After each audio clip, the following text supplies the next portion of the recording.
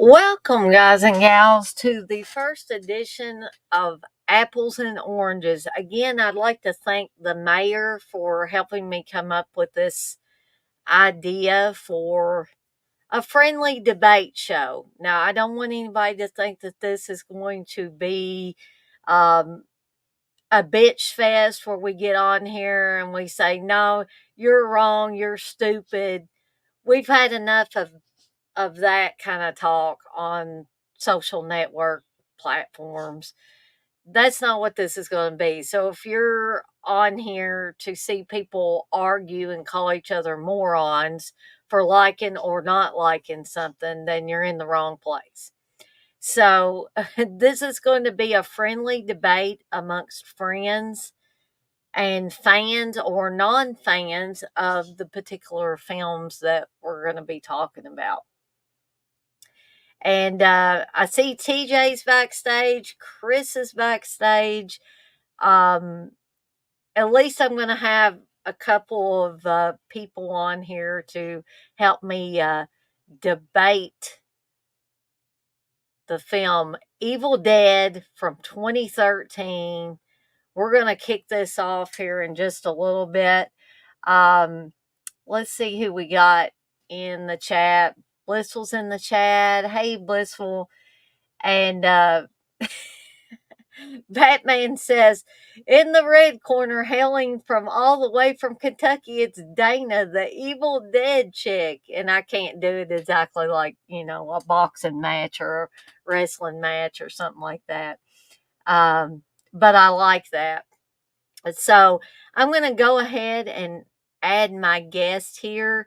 Now, if anybody comes in a little bit later or that's in here now, we've already got 7 people in here. It's probably counting TJ and Chris, but that's okay. That's still a good group to start for this. And I've been eating better today, but I'm still having a little trouble with my blood sugar. So if I have to get up and go step away and grab a peanut butter sandwich or something like that, I hope everybody will bear with me. So, Blissful, you say you hope TJ set up the Jello pit? Oh, well, we'll see. We'll see if he did or not. But let me go ahead and get these guys on here. Let's see. We'll add Chris first. Hey, Chris. Hey Dana, how's it going? Good. So you look like you were enjoying that intro. Yeah, Uh, I was like, and what is that song that It's you a put on? song called Let's Call the Whole Thing Off, but that was a cover version because I'm trying not to get YouTube, Well, I to come really back liked it up. because it sounded like that kind of like old FM or AM radio or something. Well, what I did was I sent it through a filter to make it sound like old Oh, radio. okay. So that was the effect I wanted to try to achieve with it a little bit. So, and I tried to find some funny clips. That one I came across in the movie theater where the woman ends up dumping the popcorn on the guy's head. I just thought that was hilarious last night when I was going through clips. Uh, Um, Sorry, I'm a little bit distracted because as soon as like I was getting on here, I got a notification on my phone from eBay from something I sold like 2 or 3 months ago, oh my and the god. guy's finally like contacted me saying he never received his item. So I had no idea what to do in this case because I've never had somebody go that long and then open up a request because I don't think I have the receipt for the tracking or anything anymore. I mean, I provided tracking on his item on eBay, but at this point, I don't know what to do. Do I contact the post office or what? You know? Yeah, I don't know, that's kinda weird, that they would wait that long. Yeah, I'm trying to see what's going on with it. But you go ahead and do, whatever you need to do with that, Chris. I'm gonna go ahead and add TJ on here. Hey, TJ. Hi, how's it going? Good. Hopefully we won't have any storms during this. That was the other thing I was gonna say. It's rumbling thunder. Um, but Same some here. areas are at high risk of tornadoes and golf ball size hail and flooding rain and all kinds of stuff. So um, we're okay right now. Like I said, it's rumbling thunder a little bit, but not anything really bad right now. And I hope it doesn't get that way. But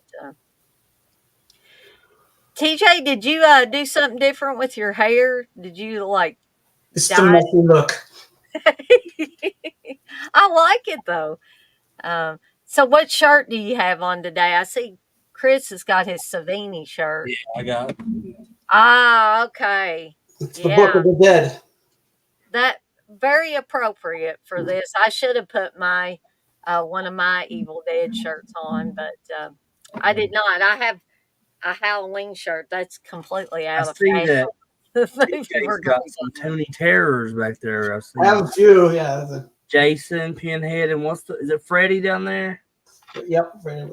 Yeah, I have close to the entire collection of those Tony Terrors. I absolutely love them. They're all hanging up in my office back there, but there's a very few that I don't have any like the bigger box sets ones like they did one of Quint and Jaws, and they did like the Halloween 3 kids, and I think an American Werewolf in London, and maybe a couple others. I don't have any of those yet, but hopefully one of these days.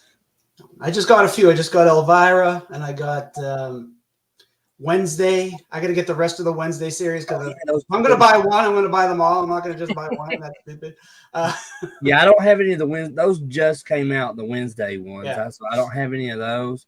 I have 3 different Elvira ones. I have the first one they put out. Then they did like a variant through a Target exclusive where she's wearing a red dress. And it's like kind of glittery, sparkly kind of design. And then the other one, well, I guess I lied. I do have like one of the box sets. It's the Elvira on the couch with her dog. Yeah, that's the one I just got. Yeah. Yeah. Mayor, yeah, I'll try not to bring up storms. I know you had a heck of a time yesterday. And y'all may have been able to hear one little loud thunder. I don't mean to laugh. I was just seeing Super Batman Nerds comment. He was talking about TJ's hair. He said he bleached it like Kelly from Married with Children. I love the episode where they go to they go on vacation and they go to this country bumpkin town and they're like, that little white hair girl, she must have been scared when she was younger. She should throw some dye on that.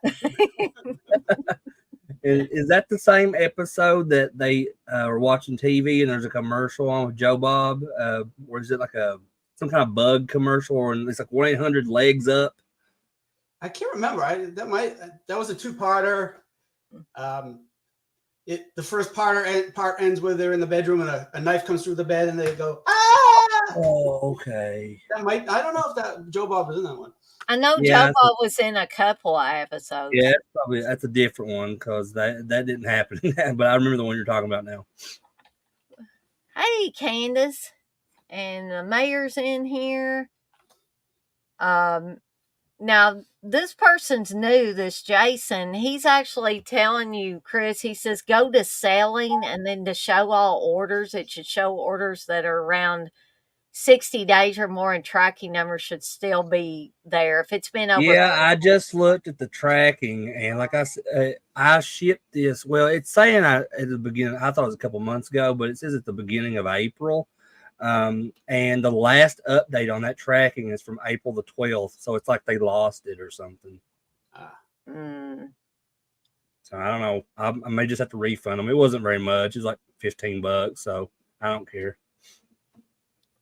Yeah, but people need to I know people forget things, but it would have been nice if the person had told you, when they first noticed there was a problem instead of yeah, because like I said, that last update was on April the 12th, and that was almost a month ago now. Exactly. It's like retail. Customers suck. Radhammer says USPS is terrible. Sometimes they're all terrible. They are. I've not had too many problems with them in the past, but yeah, it is what it is. Jason says Crater refund and then contact USPS for your refund. They'll refund up to $100 even if you didn't get extra insurance. Yeah, they do that now. That they give you at least like $100 insurance on something. But when you get tracking, but I have to look into that because like I said, I don't know a whole lot about that stuff. Mm-hmm. So we can go ahead and get started with Evil Dead 2013. And Chris, if you need more time to work out anything with Oh, that, good. I ain't worried about that shit no more. okay. So I guess I'll save myself for last because most people that know me know how I feel about this film. But No, you tell. so I'm not going to get on a complete rant here, but I want to give my guest a chance to talk about let's just say first impressions when you first watched Evil Dead 2013, what you were thinking at that moment as you were watching it. So, Chris, I'll start off with you, and we'll get your Well, first thoughts.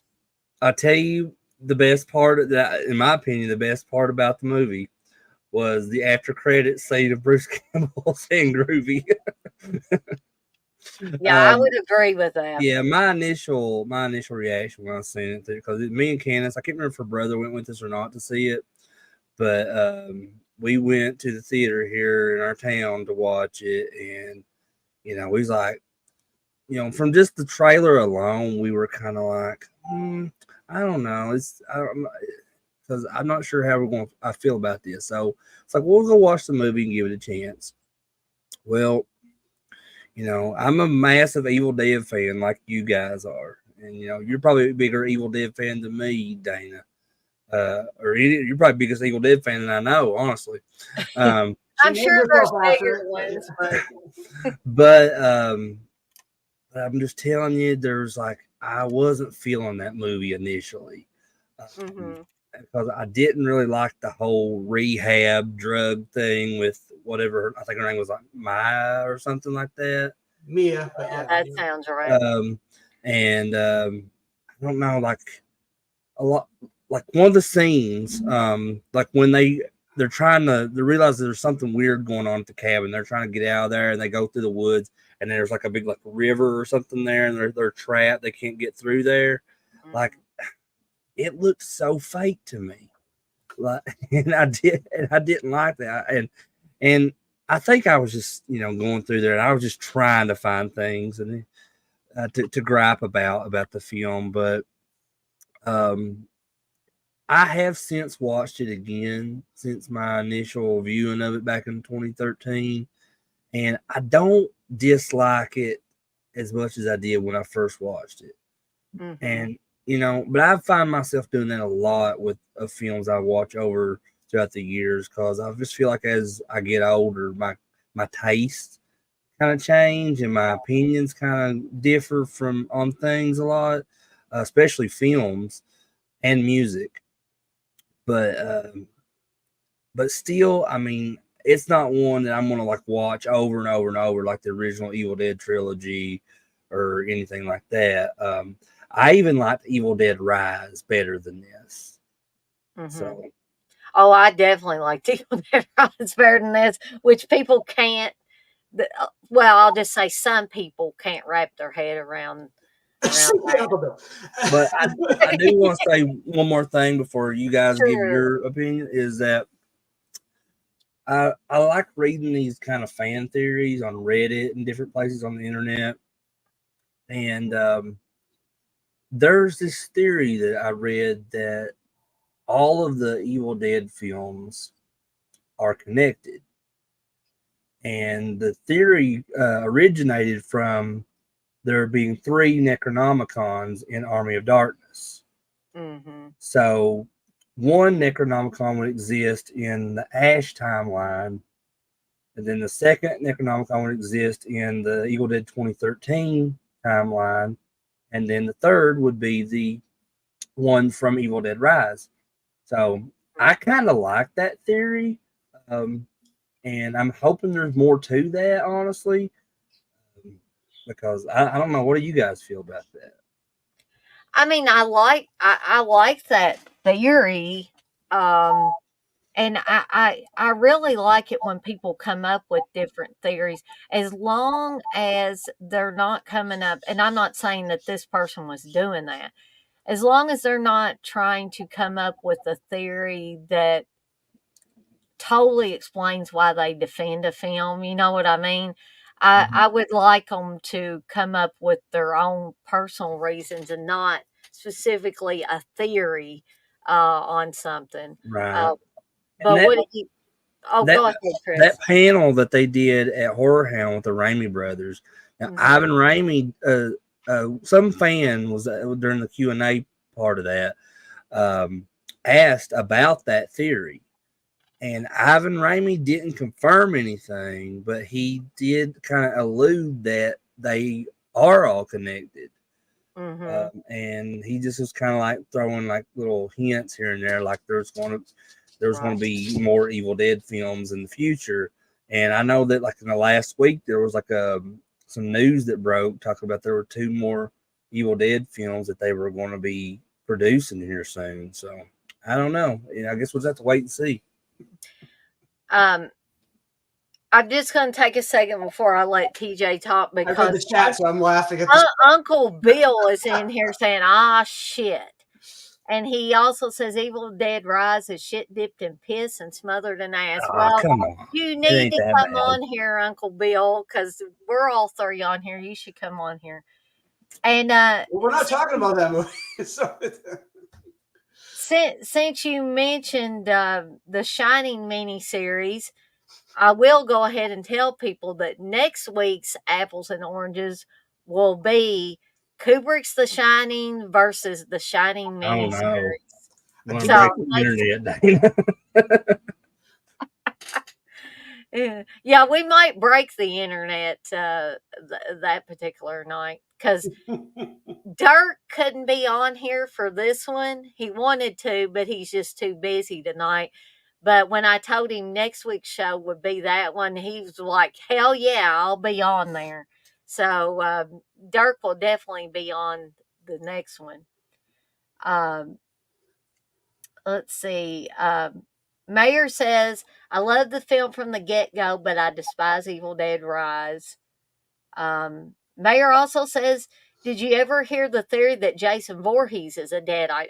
I had not heard that particular one. I have, but I just choose to ignore that theory. That's because of the Freddy. That's because of Jason Goes to Hell. That's why. They saw the Necronomicon goes up there and on the wall or whatever, and it's like just people like that's fan theories are cool and everything, but it's like some people just make things up and then they go, well, that's real, and it's like that's not necessarily the truth. You got to go by the creators. Even the creators, I think, are affected by fan theories where you think we're talking about Ivan. It's like he probably heard somebody. They said something like, "Oh, that's cool." So we'll say that next time someone asks us a question because it sounds as legit as anything else.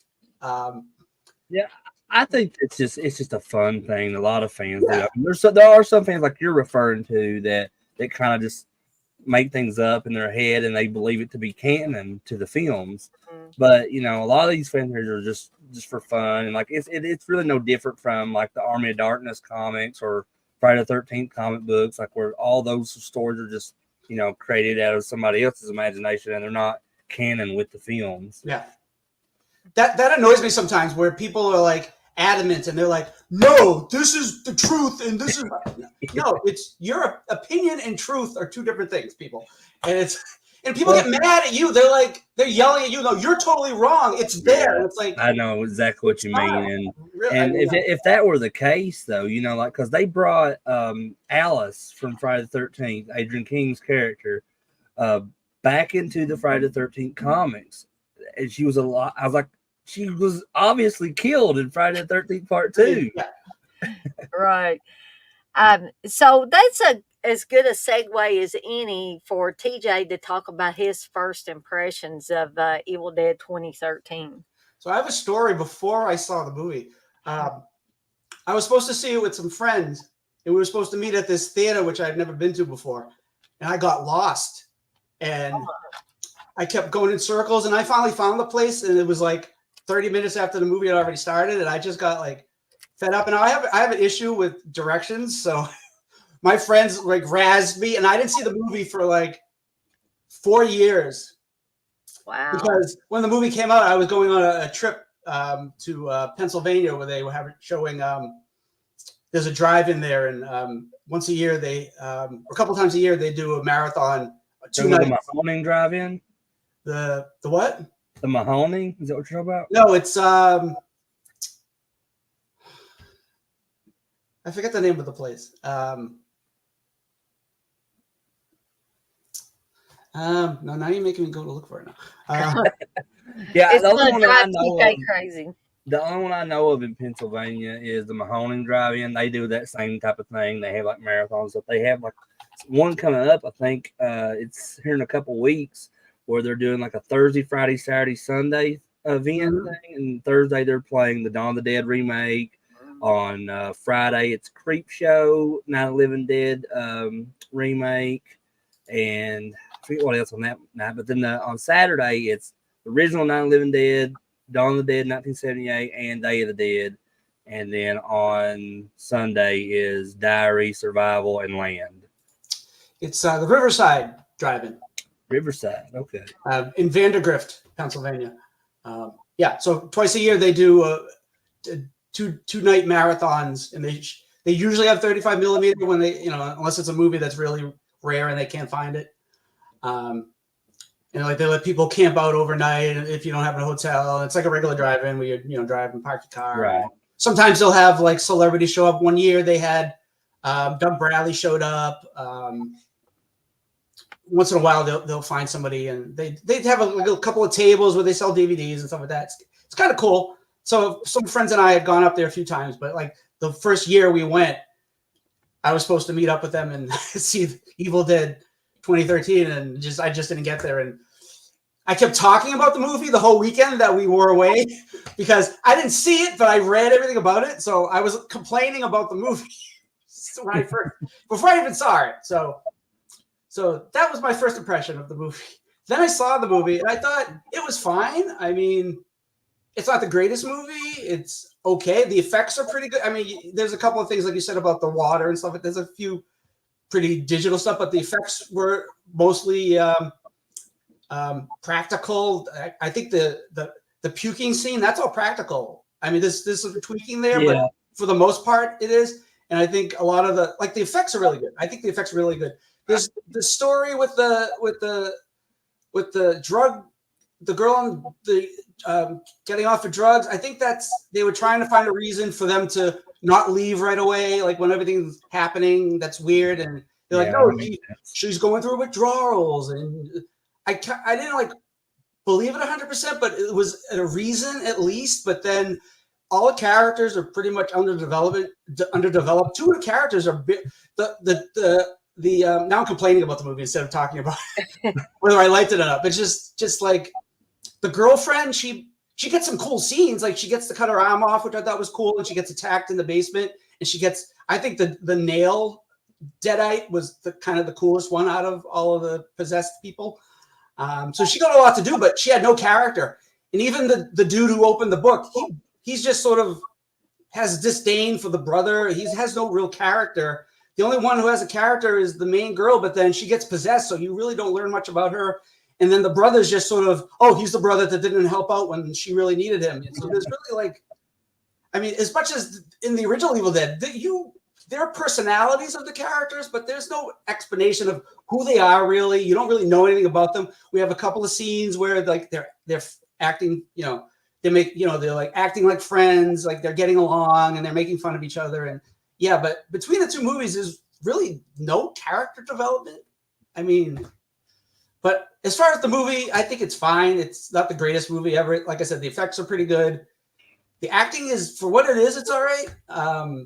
It's not an Oscar-winning stuff. But then when the bad stuff starts happening and they're still trying to pretend it's not supernatural, I'm like, the door just blew open. There's this crazy wind. She's talking in a different voice. Some of that stuff, it's like, by that point, you're like, there's something weird going on here and it's not normal. And it's like, so before we got into all the crazy stuff, that's sort of my first impression. It's fine.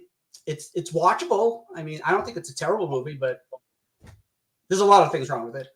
Yeah, and you mentioned about that's something I forgot to mention when I was talking about it is the practical effects. Now, when my initial reaction of it, I think I was just trying to find multiple things that just to shit all over the movie because like just the first like 30 minutes, I was not enjoying it. So like I think I was just trying to make myself angry and not like the movie. But like I said, when I watched it again since probably a few years ago, you know, I did seem to like it a bit more. And the practical effects, I was looking at that because that it does have a massive amount of practical effects gore in this, especially towards the ending. And I do appreciate it about that. Now, what makes me mad about that, though, is there's not about the film specifically, but just what fans have said online, saying that it is the it has the most amount of fake blood than any other movie, and I don't agree with that. I don't know. I mean, if because I still think Dead Alive may hold that. I think they're reaching there. That's my personal opinion. I think but then there's other stories too. Like Bruce Campbell claims that Evil Dead 2 had more fake blood in it than any other film. So I really don't know what's the truth when it comes to that. But you know, I hate seeing like fans bicker back and forth over that online and stuff, and it's stupid to me. But yeah, I mean, that is something I think I appreciate the most about Evil Dead 2013 is the practical effects. I'm gonna talk a lot. I'm not gonna like take over the whole stream or anything because y'all heard Dana. y'all heard me rant and rave about this movie for a long time. But before I talk about my initial thoughts, I'm gonna read through some of these. Total Meltdown 2 says, I have noticed a lot of people who like Evil Dead 2013 don't care for the originals and think they're too campy and corny. Now, I'm sure there's probably the young generation movie watching public. And I'm talking real young. I'm not just talking like a little bit young. I'm talking. Those aren't old enough to be watching the movie in the first place. And Uncle Bill says it doesn't flat out copy the original. It's serious for the most part and at times scary. It's got great practical effects. The lead does a good job. I don't get the hate. I also like all the other Evil Dead films except for Rise, which is ridiculous. And then he says, oh God, I'm making fucking scrambled eggs over here. Are you really making scrambled eggs, Uncle Bill? Does he say that was a quote from Evil Dead Rise? Because I don't remember that one. Well, she's making scrambled eggs in the movies. But then he says, I got Maggie's in my belly welly. Yeah, see, he's playing with the dialogue. Yeah. And Mayor, I did put the link in there for Uncle Bill or anybody else that might want to join us. Am I talking about infants? No, not talking about that young of people, but you know, probably people or you know, kids just under the, I guess, dare I say, legal age limit to watch a movie like 12 to 17. Those are the ones who the armchair jockeys who think they're so brave. The ones who play video games and they yell at people and swear and stuff. It's like, come on, and think I'm so cool. Yeah. Well, it's that type of generation that will shit on a film like Evil Dead or Evil Dead 2, but then they'll claim that Exorcist Believer is the greatest film ever made. Oh God. Yes, Blissful is entirely correct. She says, "If you do join panel, please keep your pants on. Thank you." Yeah, sometimes I feel like I need a public service announcement. TJ's like, I better not stand up. I could just see TJ's got pants on for sure. I could see his pants legs. So anyway, But um, yeah. so I went to the movies to see this damn thing, and I wasn't like I tried my best to go into this movie with an open mind. I really, really did. Did you? TJ's like giving me the side eye there, like, did you really? No, I honestly I did. Um, because I wasn't sure at this moment in time whether I was gonna like it, hate it, or just be on the fence about it, you know. Because sometimes I'm just on the fence about. So me and Steve went and we sat down and the movie started. And I agree with TJ that these characters are severely underdeveloped. You don't know a whole lot about them, and some people might say, "Well, you don't know a whole lot about Ash and his uh, girlfriend or the other friends that go and his sister that go up to this cabin." But I still think they're not entirely developed, but I liked them and I cared what happened to them. This bunch, I hated every single one of those people. I did. And I tried. I really, really tried. But as they kept introducing characters, I was like, oh God, I hate that one worse than the other one. It just kept getting worse and worse and worse. And I hate I know Dirk likes that aspect of it, and I can understand why Dirk likes the drug intervention, drug addiction aspect of it. Yeah. People that have suffered through addiction in their own lives or know somebody close to them that has suffered from addiction, I get that. It resonates with them. But I just feel like it had no place in a horror film because I'm not saying this had to be a shot for shot. I've called it a remake. Dirk keeps reminding me it's not a remake, it's not a remake. So I try not to say that. But I didn't expect nor did I want it to be shot for shot like the original Evil Dead. But for God's sake, people, could you like have a more dismal, incoherent storyline to a film? And keep in mind, this is totally my opinion, and I welcome everybody else's opinions. But this is one of the only movies I ever went to see where I come this close to getting up and walking out. I've never done that before. That's how I guess disappointed is the word to use. I was disappointed that one, that somebody would make a film like this, and secondly, that the creators of the original Evil Dead would be so much behind something like this.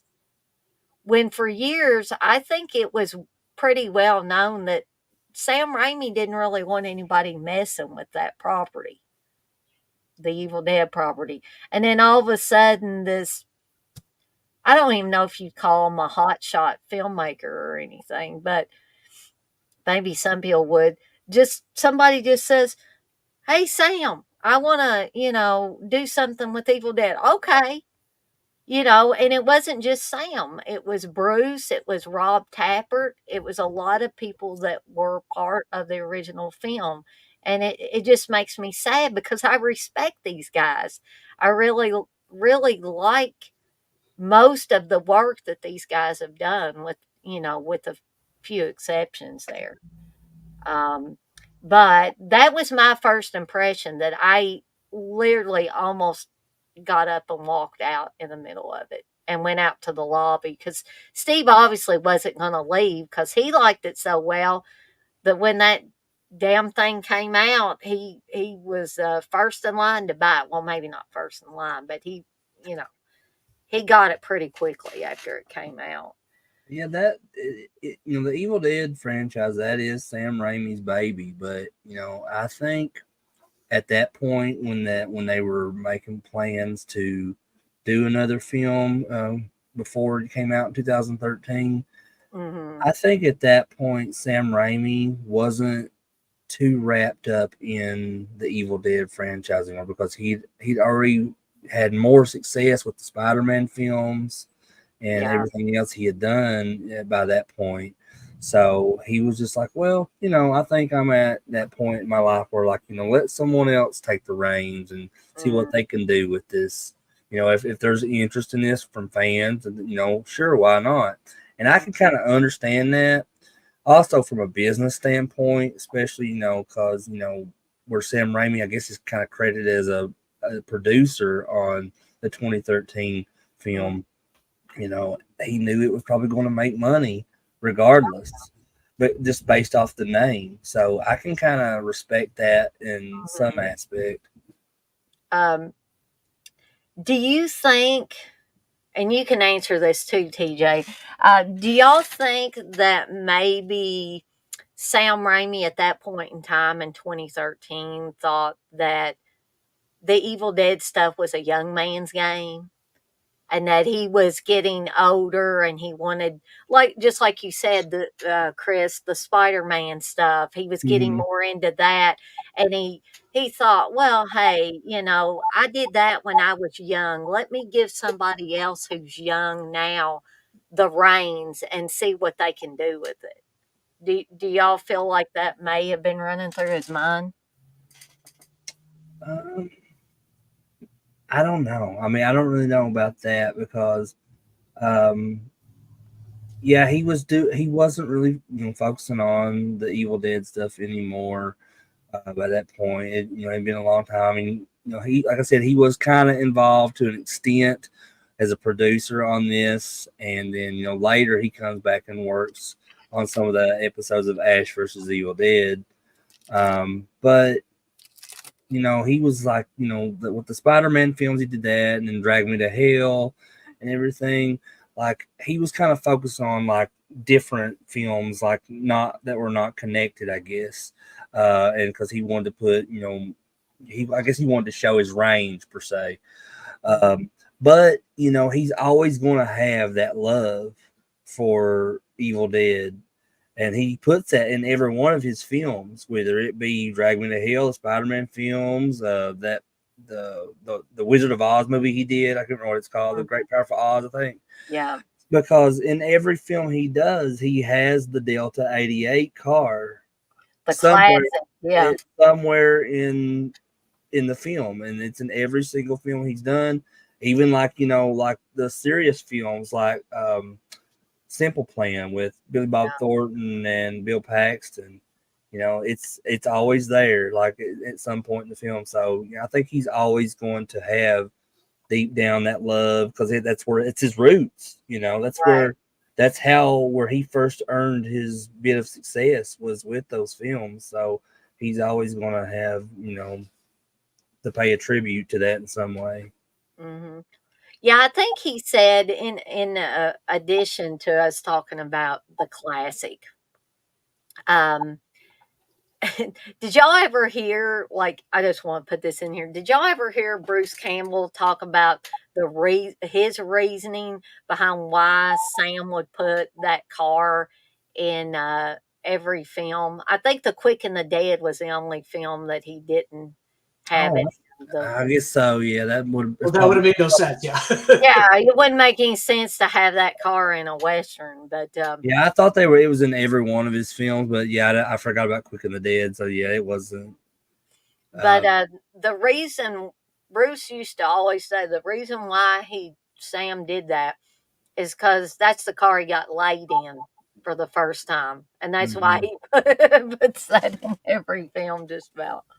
Yeah, I do remember Bruce Campbell saying that now, because he did. There's a video on YouTube where he did a Ask Me Anything from Reddit, and it's maybe like 10-minute video, something like that. And that was one of the questions someone asked about the Delta 88, and Bruce Campbell talks about that. So yeah, he had to have that crappy car, and everyone of his because that was the car he got laid in. Batman says no, it was there on a wanted poster, which sounds weird to me, but I'm talking about the car physically being in the movie. I mean, I guess technically the wanted poster could count. I didn't know that, but What the hell was it doing on a wanted poster? That's what I'm wondering. That sounds like it was more like they put it in there as a joke. Yeah. Anybody who saw it would be like, "Oh, we know why that's there." But that would be like a, the IMDb or like mistakes in a movie. Like, why would a car be in? They didn't have cars back then. They had buggies Right. and whatever. Yeah. Um, I think the thing with Sam Raimi, you're talking about, he wanted to be in the movie business. He didn't want to just be a horror director. He didn't want to just direct Evil Dead movies. He always watched his early shorts. They weren't all horror. There was comedy. There was slapstick stuff. There was like I think what the Clockwork. It's like it's not horror. It's more like a thriller. that one's a really cool one though, and you got Attack of the Helping Hand. You got the Sappy Sap. There's a ton of them. If you haven't seen those shorts, you should look them up. I don't think he's like, oh, Evil Dead's for young people to direct. I think it's just he wanted to do other things, and he's produced tons of movies. Like you look at his IMDb, and you're like, he produced that. Like he produces the Poltergeist remake. I mean, yeah. There's so many things he wants to be in the movie business. He didn't want to be the horror director. So part of a producer is also like finding people who you think are going to do something in the business or somebody you want to promote. That's why he picked Fede Alvarez, because he thought, oh, this is a guy who I want to direct the movie, and let's have him do Evil Dead. I think he has an eye that he would be able to do something like that.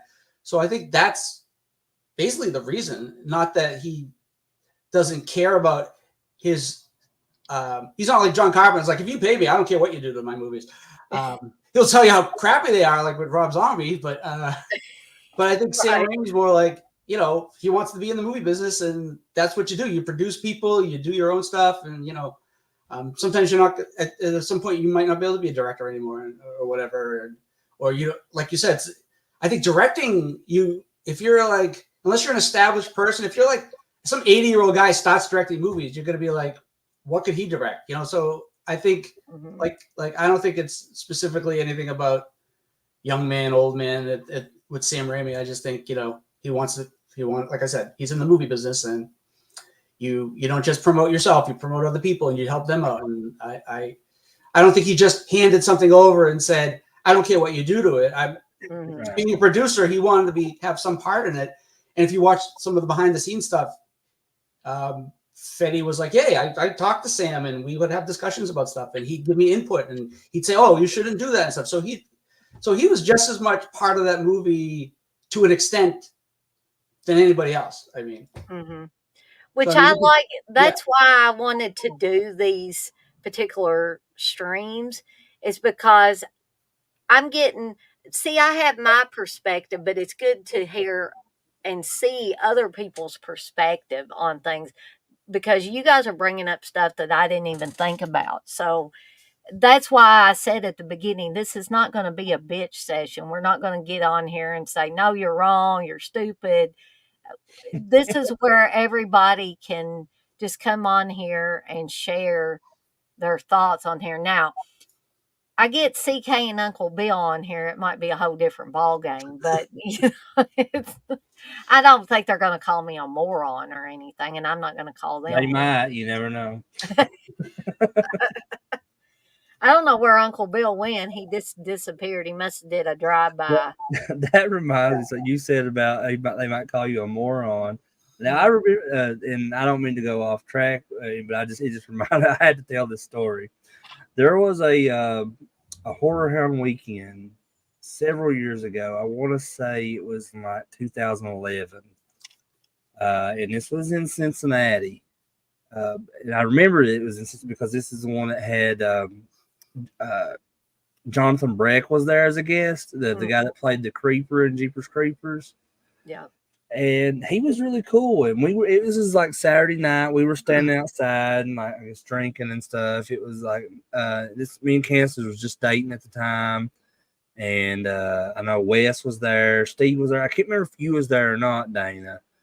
But yeah, I don't remember that, so it's possible I wasn't. But Jonathan Brett came out there and was like just talking with us and hanging out and stuff. And then so throughout that day, Wes was going around recording different people for a video he was going to put out there because Uncle Bill couldn't come to that horror hound for some reason or another. I'm not sure. I know where this is going. So Wes was going to record and get people to say Uncle Bill's a cocksucking moron.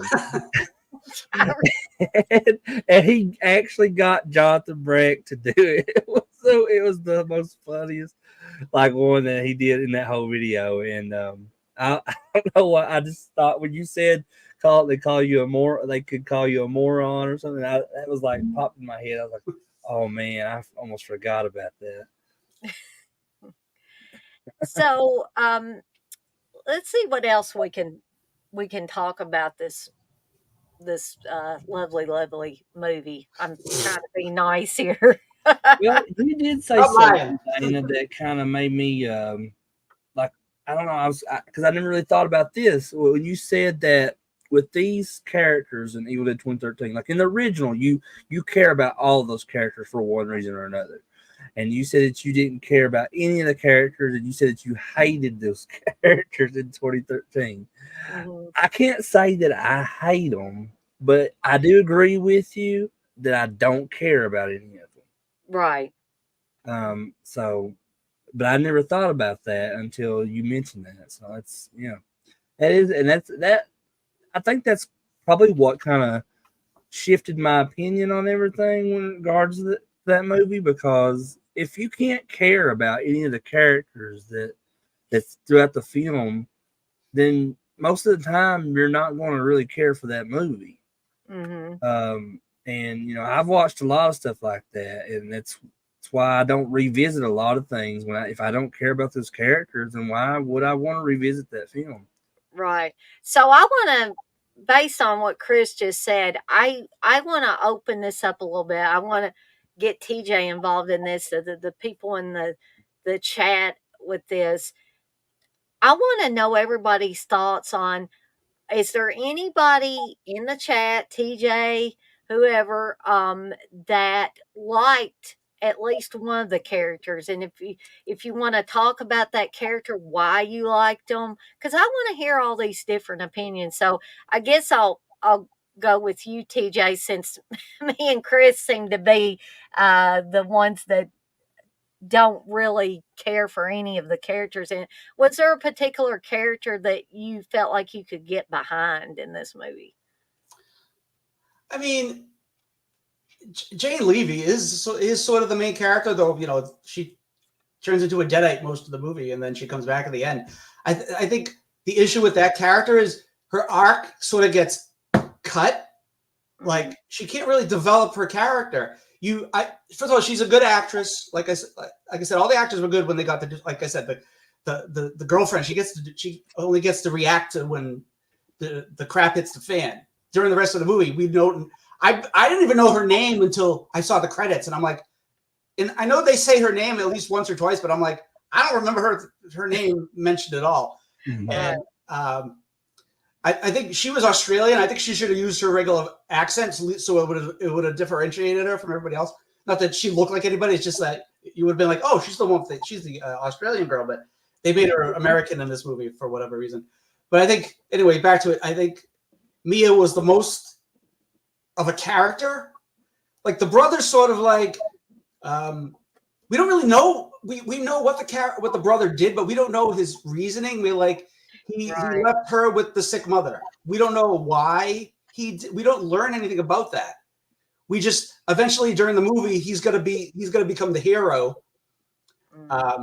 That's his sort of redeeming himself for what little we knew about him. So, but we don't really know anything about that character. And then the one who reads the book, he's the idiot who reads the book. Yeah. He's known. That's all you know. Like Evil Dead Rise, there's the brother. It's like he's the idiot who read the book too. Like it's like Mhm. even that one, like we know he's a DJ. Like that's not a character, that's a trait. That's not a character. There's no development with that. But not to get into that movie. But so yeah, he's a jerk throughout the movie, and like it's his fault. He doesn't take responsibility once in that movie for anything. No, he does not. And he's like yelling at them that like you're not paying attention to what's going on. It's like none of this would have happened if you weren't getting the pliers and breaking open the barbed wire, and like he caused it all. Yeah. So back to Mia, she's the only one that has a character. That's the only, and like I said, Jean Levy's a good actor. I've seen her in other stuff. She's in Don't Breathe. She was in a TV show, Zoe's Extraordinary Playlist, which I liked a lot. She was in that, so she's really good, and she's sort of this sweet, nice girl character. And I think as far as that, and I felt her being, she's going through withdrawal. She's getting off of drugs, and then her brother comes back from whatever happened with their family, and she's like, do I trust this guy who sort of just left me? And then we have the girl who's the nurse, and she's sort of like, first of all, is she a nurse that knows about drug addiction, or is she just a random nurse that's their friend? That's another thing. We don't know much about her either. We don't have a character for her. She's just the girl who's the nurse who's like, oh, what she's doing is just because of withdrawals. She's not possessed or anything like that, even though she's like floating and all this stuff's happening. But keep going back to Mia. She's the only character I felt anything for. And then she gets turned into a Deadite, and then you're like, oh, she's Cheryl. So you're thinking, if you know the original movie, you're like, oh, she's gonna die eventually. We'll get into later of whether a defibrillator can be made like that, but that's a different story. But yeah, and then like she's a good demon. Like she really did that well. I think they went a little overboard with her being a little bit like The Exorcist, where she's saying the C word and taunting her brother, and it's like that stuff went a little too far. I think the original did great with the girls getting possessed and taunting the people who weren't possessed was the best out of all the Evil Dead movies. I think that first movie, Teresa Tilly, Sarah York, whatever. Yeah. Ellen Sandwich and Betsy Baker were great. I mean, yeah, they don't get enough credit. It's like everybody, and I understand Ash was in all the movies and the TV show, but I like even Scotty to an extent, but the girls were the best part of that movie. And my friends kind of like whenever they do a new T-shirt, it's always Ash on the front. I'm like, I'd rather see the girls. They were the coolest looking and with the makeup and everything like that. So being possessed, I think, is the most fun part of any of these movies. Like even the movies where, like I said, the girls in the first movie were the best. I think anybody who got to be possessed in any of the Evil Dead movies had fun, and I can tell with their characters. Like Evil Dead Rise, you can say it's a shitty movie, but the one who was the mother who gets possessed, she was great. I mean, oh yeah, I agree. So, like I said, I think Mia is the most character I would like because has some kind of development, and then at the end, she's just sort of now she's sort of taking over as the next version, because the brother's a version of Ash, the dude who opened the book's another version of Ash. It's the fact that he gets all the crap beat out of him. I think he gets the worst, which it's kind of funny, not supposed to be funny, but just this, like he gets the crowbar between his fingers and the staples, and it's if you look at it as a horror fan who doesn't really get scared about horror, I would love to finally find a movie that scares me. I haven't been scared. That's what I'm trying to do, TJ, and people probably think, why would you do that? But yeah, so that's I already made a long story long, but I think Mia is the most character I like the most out of all the characters. Yeah, I definitely agree with you. If I had to choose one of the characters, it would definitely be her. She would probably be the most interesting, but still, ultimately, after where there's such a lack of character development, like Dana said, that just causes me not to really even care about her character. And yeah, you mentioned something else too about the ladies of the Evil Dead from the first film, and about the T-shirts that they put out. How like Ash is always kind of in the forefront and everything. And I can remember them that now years ago because I actually have the shirt somewhere. They did just a Ladies of the Evil Dead shirt from Fright Rags, and you could like when it was a whole package where you got the shirt, then you got a poster with the same image, and it was signed by, and you got the vial of dirt. Yeah. Yeah, so I didn't get that. I got it. I got that whole set, but nowadays, like, I wonder if it has something to do with like just Ellen Sandwise in particular, because she's not really part of those Ladies of the Evil Dead group anymore. I noticed that, yeah. And so she doesn't do conventions or anything. And then I was just like, I wonder what's going on with that. And then about a year ago, Betsy Baker and Trisha Tilly were making an appearance at a show, and someone and they posted it on like their Ladies of the Evil Dead Facebook page. And someone, a fan, commented on that and said, "Is Ellen Sandwise coming?" And someone from the Ladies of the Evil Dead Facebook page replied and said, "I think we got the best ones already coming," or something like that. It was kind of like a snide remark, like throwing shade towards Ellen Sandwise. And I was like, huh, I wonder what's going on there, you know? And like I said, I don't see her like, because she used to be like on Facebook and all different types of social media. And like, I have not seen anything from her now in years. So I don't know if that has something to do with it, because they're not, why they're putting, Ash in, well, they're really putting Ash in the forefront of these because he's the main character, I guess you could, and he's the one that everybody likes the most pretty much. But, I can still see what you're saying, because there's so many designs out there that they can, they can kind of switch it up every now and then. But I'm sorry. Because Fright Rags, they just put, was it Fright Rags that just, remember, I mentioned this to you, Dana. They just put out an Evil Dead shirt, and it has Ash, and it has the ladies, and they have Scotty on there too, but they have two versions, two Cheryl. They have two Cheryls, a Betsy, an Ash, and a Scotty, but there is no Shelly on there. And I was like, why would you have two of the? They're two different versions of Cheryl, but they're and I was like, why isn't Shelly on it? It was a weird like. I've not seen that one. Yeah, they just put it out recently. That is odd. Maybe it was just like I don't know, a mistake that they didn't, and then they just went ahead and produced it without even realizing. Well, they didn't think. I think she's got a pretty cool makeup, the burnt face and the and the eye popping out and everything like that.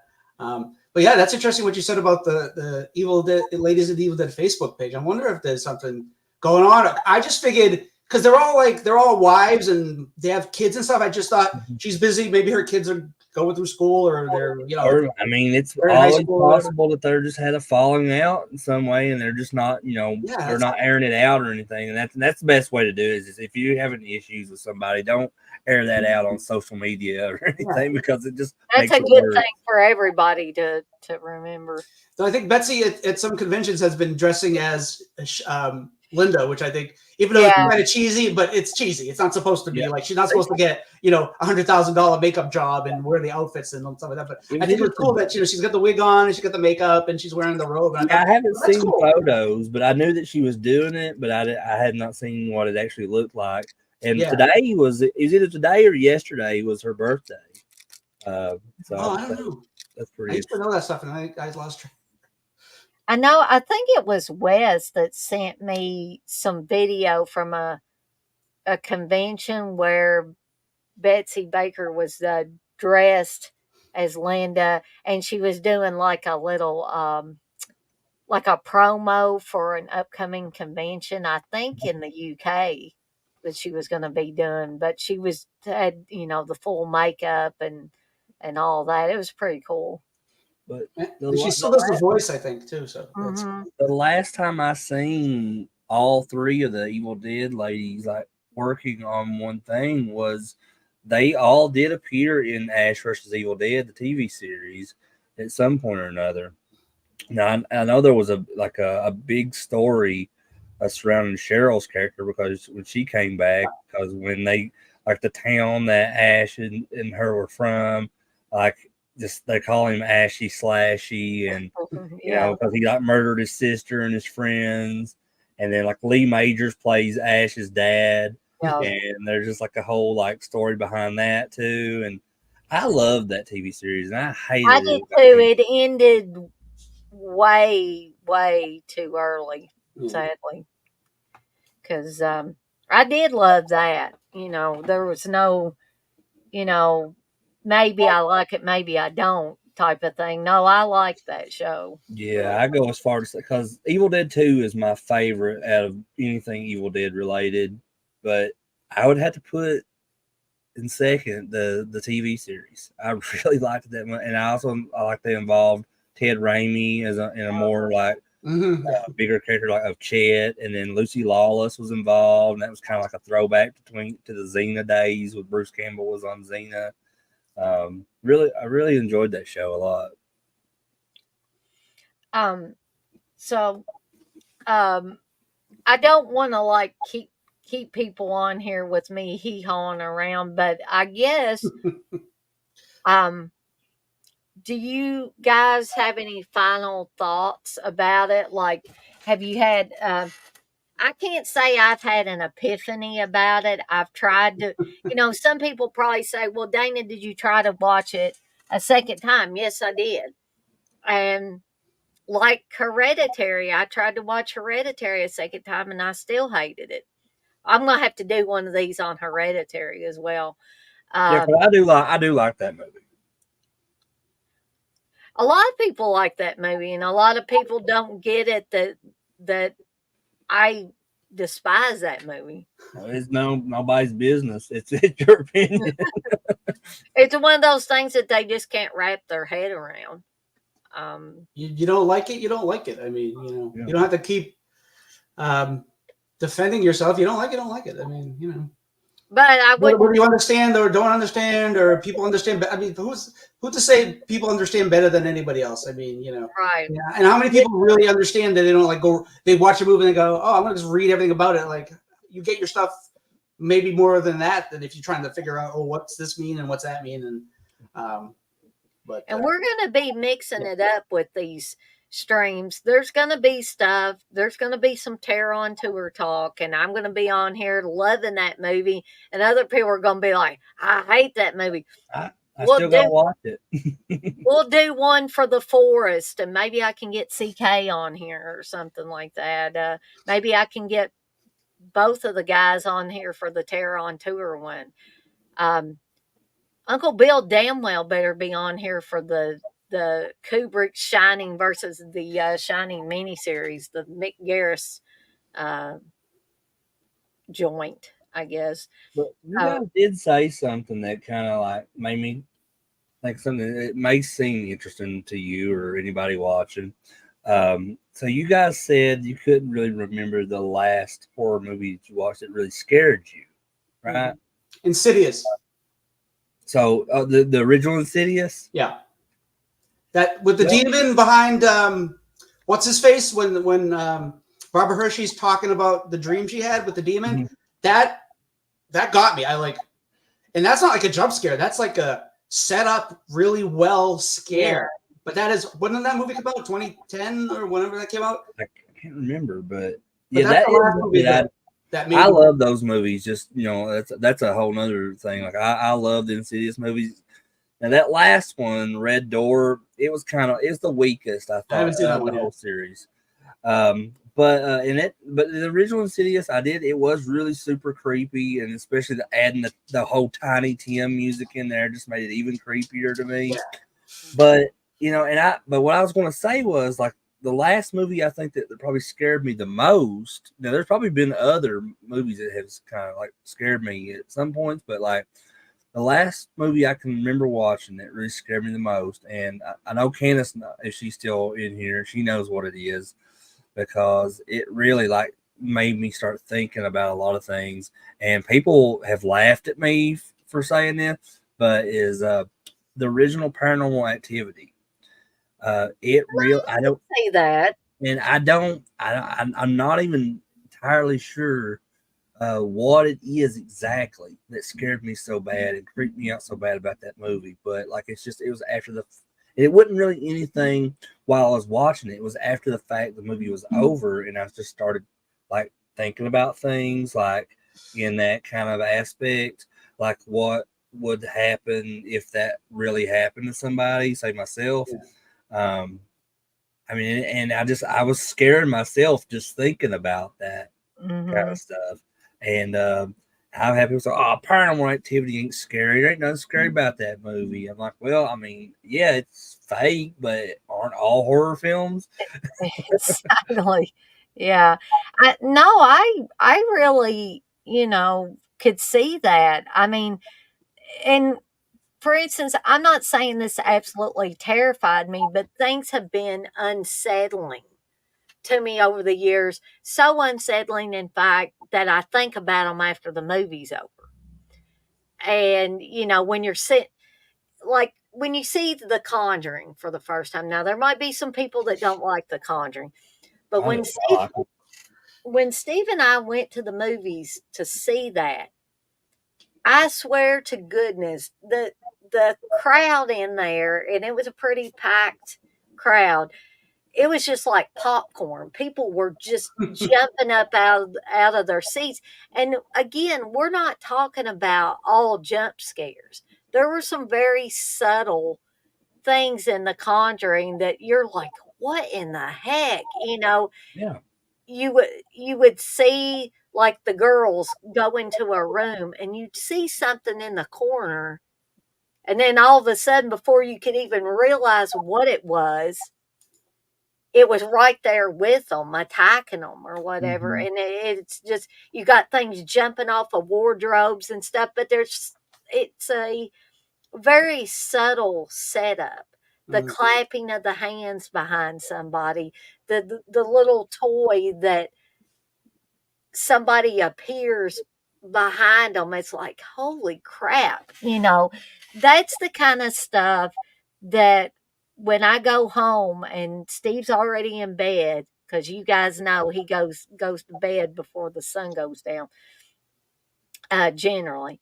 So when I'm sitting in the living room, let's say by myself, I've got the lights turned off, and it seems like every little sound, you're like, is that thing from The Conjuring? Am I, that's just, for example, what kind of runs through my mind with some movies. And that's that makes me think that'd be a good idea, Dana, for like an episode for this series, is like to talk Mhm. about all the different growing up watching horror films, like what was some of the ones that scared you, what about the movie scared you and why, you Mhm. know because I can think of several things like growing up. Like one of the biggest things for me growing up early on seeing Nightmare on Elm Street films was, especially when you're a little kid watching those, like you're as a little kid, you think stuff is real. um Mhm. and I thought Freddy was real for the longest time as a kid. And my brother, I have an older brother, he's 10 years older than me, and he would play into that, and he would try to scare me, and he had me believing that Freddy Krueger lived under my bed. Oh my gosh.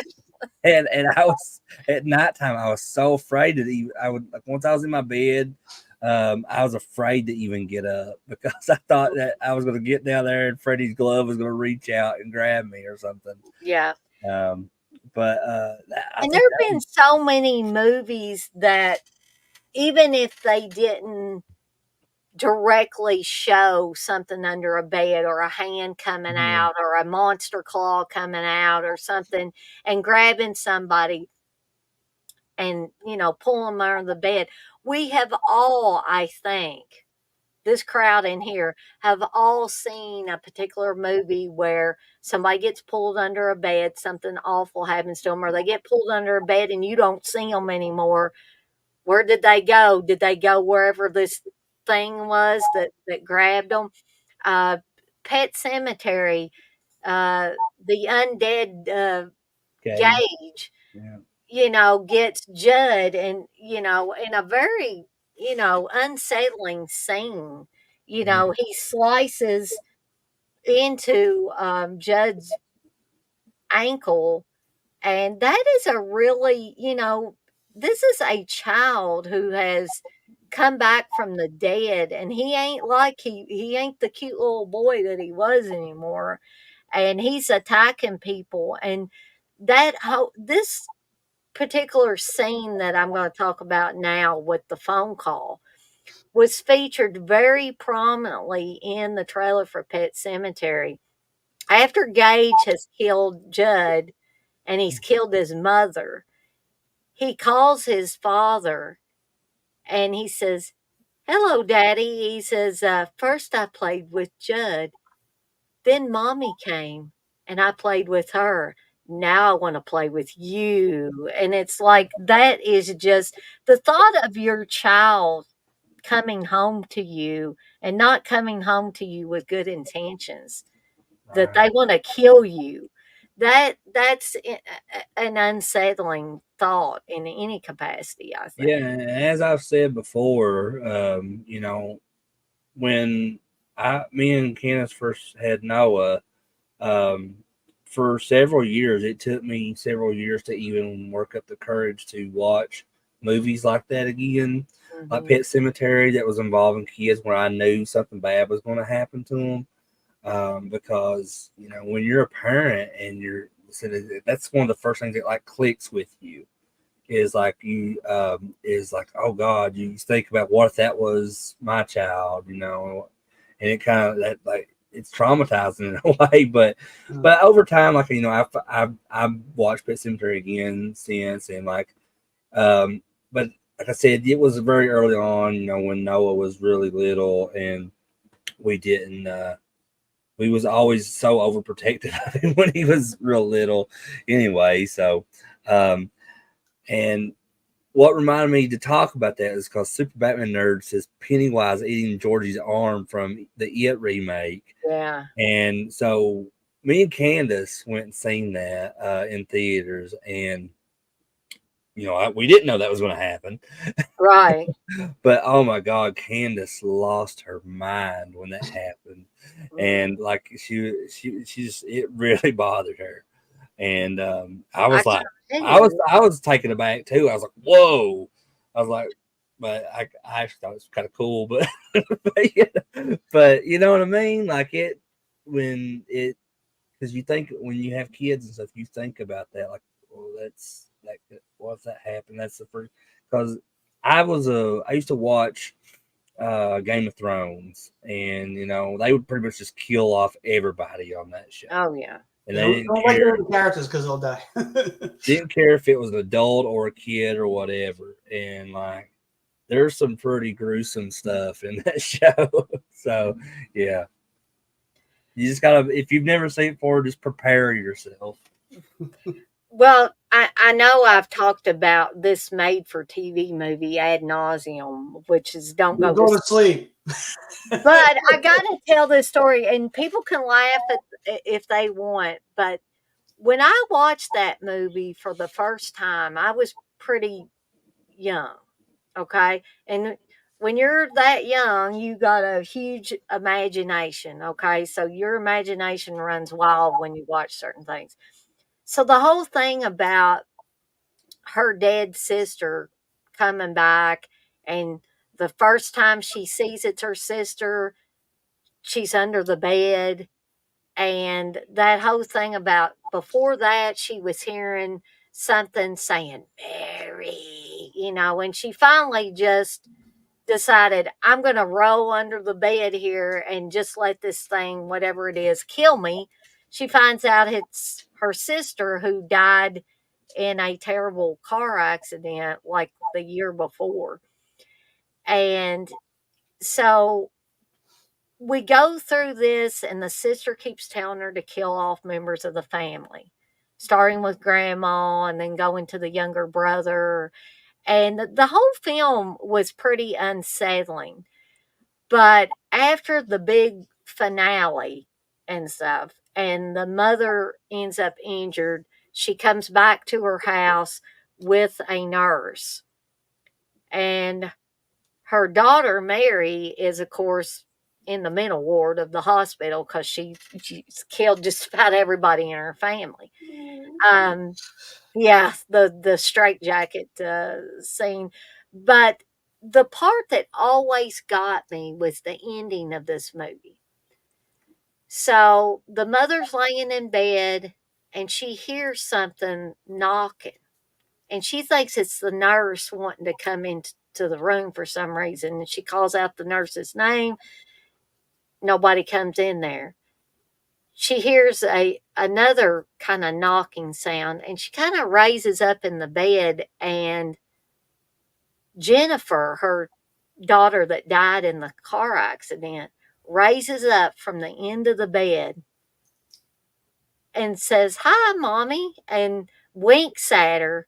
And then they show the mother just screaming, and the movie goes off like that. So you don't know what happened. Did Jennifer kill her mother? What happened? But that was a very unsettling scene for me that I kept thinking about after the movie was over. And then when I was in my bed that night, I was, thinking I heard something, and like I said, people can laugh at me if they want. That scene still unsettles me now. It doesn't terrify me. It's not like I'm gonna not be able to sleep, but sometimes I think about that scene from time to time. Steve hated that movie. He says, "Please don't make me watch that movie ever again."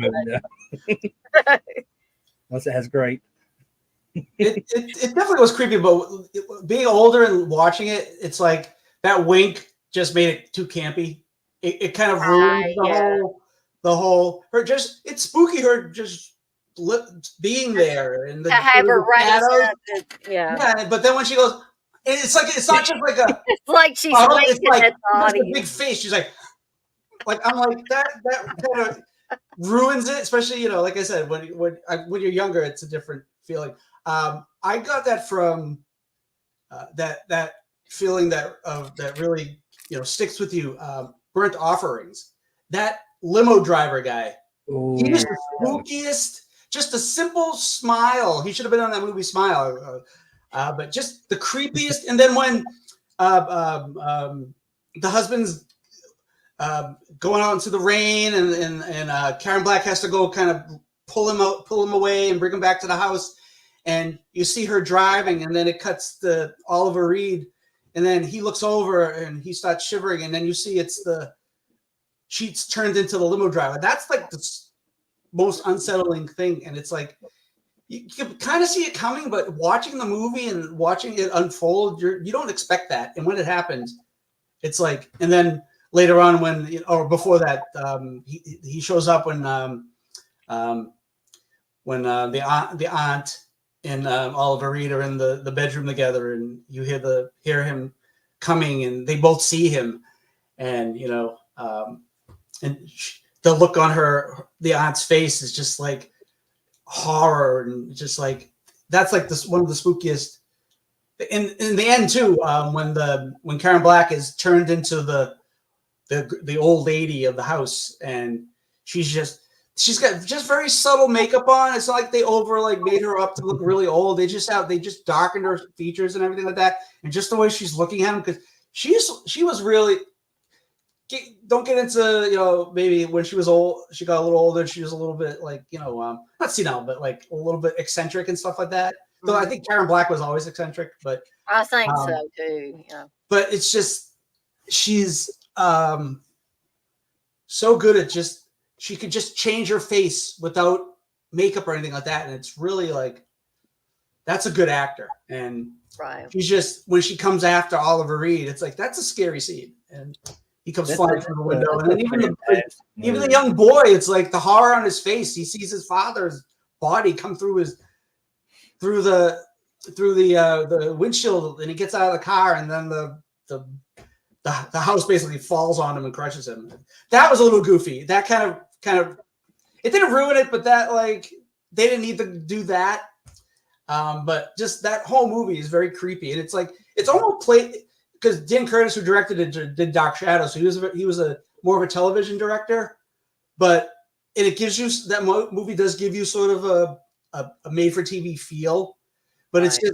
just everything works in it, and it's very creepy, and that's one that sticks with you afterwards. And you just thinking, is that limo driver? Is he like at the end of the bed, or is he like the dark corner of In a your? corner, yeah. There's a hall. There's always that hallway in your house. It doesn't seem that big, but when it's dark and lights hitting certain spots, it looks longer and spookier than it is, and it's like you're thinking, oh, is somebody gonna jump out and grab me? Or it's like Another one for me that still unsettles me when I watch it is Asylum. I don't know how many of y'all have seen Asylum. the anthology. Yeah, Okay. yeah. So the stories are great in it as an anthology film. So you have a new psychiatrist coming to an asylum, and he can get the job that he wants if he can find the doctor who has now lost his mind and is upstairs with the patients. So he comes in and he is taken upstairs to where the patients are, and he visits with each one of them, and each patient comprises each one of the stories in the film. And you could pretty much say that probably the people telling their particular story is not going to be the doctor. Or that was my thinking. But the first time I saw this, I could not figure out who the doctor was. And I'm not going to tell you who the doctor is, but when it is revealed who the doctor is, there is a laugh. It sounds like a laugh mixed with a scream that comes out of this person's mouth. And at first, when I first heard it, when I first watched the film, I was like, what is that? And then they show the doctor's face, and it's like, I was like, oh my gosh, that is so creepy. TJ, do you know what I'm talking about there? Mhm. Okay. So did it affect you that way, or did you just think it was kind of campy and silly? When I watched that movie, I was watching a lot of anthologies, and I was sort of like, there's a point when I got into movies after just the thrill of watching the movies. I got into the behind the scenes and stuff, so I knew more about the stories and the making of certain things than the actual movies until I watched them. So I wasn't looking at that way. So I was looking more at like, oh, this is fun and interesting. Like it didn't affect me that way. So a lot of things too, like especially now, I don't watch something and like I don't expect to be scared. I don't expect to be enthralled and become not become part of the movie, but what I mean, like really get into what's going on. But then some of them I do, like even the most innocuous type of things, I'm like, why am I getting that intense about it? It's not that serious. but I do that. And but I used to watch a show, and I would watch with a friend, and he'd be like, why are you getting so, if you're getting so mad at this show, why are you watching it? I'm like, you don't understand. This is part of enjoying what you're watching, that you get into it. Right. Not to talk about Evil Dead, but like you're yelling, why are you opening the damn book? What they can't hear you in the movie, and it's not going to change what's happening. But you're like, why are you doing that? Why are you going over there? Why are you going over there? There's no reason for you to go there. Why are you staying in this? Why aren't you leaving? It makes no sense. But you're like, you really get into it. So I'm more, like I said, Insidious was the last movie that like really scared me and stuck with me. But like now it's like if I get into what's going on in the movie, I like it. That means I really like it. Otherwise, if I'm just sitting there going, okay, that just happened. Yeah, like, I get that. Yeah. it doesn't do anything for me. But So, Chris, do you have any more? Like, we can do a whole stream on this, but I'm just curious if there are any other films that you wanted to talk about that have unsettled, or maybe even outright terrified you. I thought of one, and it's not really a horror film. I mean, it's got some horrific stuff in it, but it's not a horror. It's just more like a drama, and it's Flowers in the Attic. Oh yeah. And if you're familiar with that film, just everything surrounding what goes on with those kids is, and if I'm not, is that based on a true story, or is It was am a I? book. I don't know if it was a It's true story. based on a book by V.C. Andrews. Yeah, I knew that it was the VC Andrews did the book, but I Mhm. didn't know if it was based on a true story or not I because don't think it is, but I could be wrong. If like anybody it knows. just seemed because I was talking to Candace about that not long ago, and I guess I could just like Google it or whatever, but I've never thought to do that. But like just the stuff that happens in Flowers in the Attic involving around the kids, especially like the older brother and sister. It just seems like if that's not based on a true story, for some, if VC Andrews like wrote that, just out of her head, it just seems really messed up. Well, the book and the movie are both very twisted. But a lot of V.C. Andrews books were like that. But I'm not sure. At some point, V.C. Andrews died and someone else started ghostwriting the books, but they still had the V.C. Andrews name on them. So I don't know exactly when the changeover happened. TJ, do you know? What changeover? Well, between V.C. Andrews finishing the last book that she did and her dying and somebody I else. don't know.